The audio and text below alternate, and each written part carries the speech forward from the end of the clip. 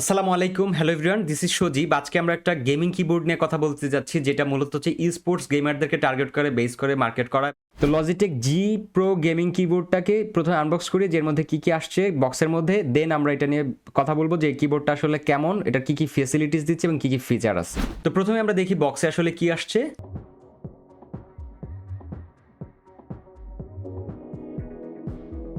বক্সে এই হচ্ছে কিবোর্ডটা, সাথে আসছে একটা কেবল, কিবোর্ডটাকে কানেক্ট করার জন্য একটা কেবল আছে, এটা লজিটেকের স্টিকার।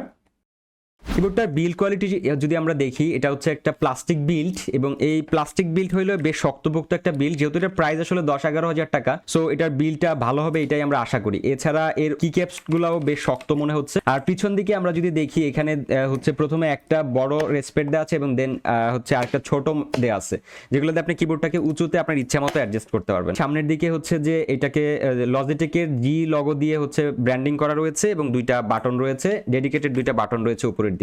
যদিও এই কিবোর্ডটা সম্পূর্ণ প্লাস্টিক বিল্ড, কিন্তু প্লাস্টিক বিল্ড হলেও এটা হেভি ওয়েট, অনেক মোটামুটি 500 গ্রামের কাছাকাছি ওয়েট হবে। তো এই কিবোর্ডটার ডাইমেনশন হচ্ছে হাইটের দিক থেকে এটা 34 মিলিমিটার, ওয়েটের দিক থেকে এটা হচ্ছে 361 মিলিমিটার, আর ডেপথের দিক থেকে এটা 153 মিলিমিটার। কিবোর্ডটার ফিচার হিসাবে রয়েছে হচ্ছে যে এটা যেহেতু একটা গেমিং কিবোর্ড, এটাতে সুইচ হিসাবে ব্যবহার করছে জিএক্স ব্লু ক্লিকের মেকানিক্যাল সুইচ কি। এছাড়া এর মধ্যে রয়েছে হচ্ছে 12টা প্রোগ্রামেবল কি, এবং প্রত্যেকটা কি এর রেসপন্স রেট হচ্ছে 1 ms রেসপন্স রেট। এছাড়া এর মধ্যে ডেডিকেটেড লাইট বাটন এবং হচ্ছে গেমিং মোডের জন্য একটা গেমিং বাটন রয়েছে, যে বাটনগুলো চেপে আপনি ফাংশন কি চেঞ্জ করতে পারবেন এবং হচ্ছে আপনার লাইট চেঞ্জ করতে পারবেন।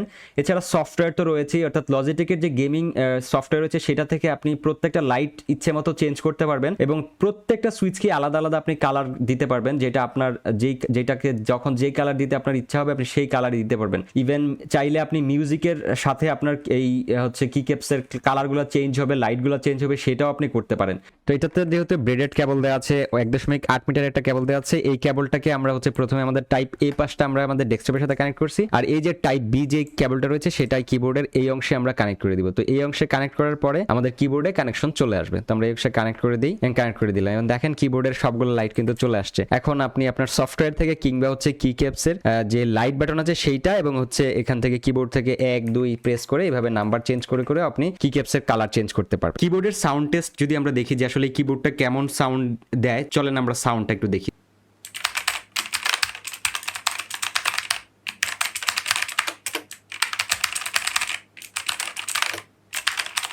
ভিডিওটি দেখার জন্য সবাইকে ধন্যবাদ, and don't forget to subscribe this channel.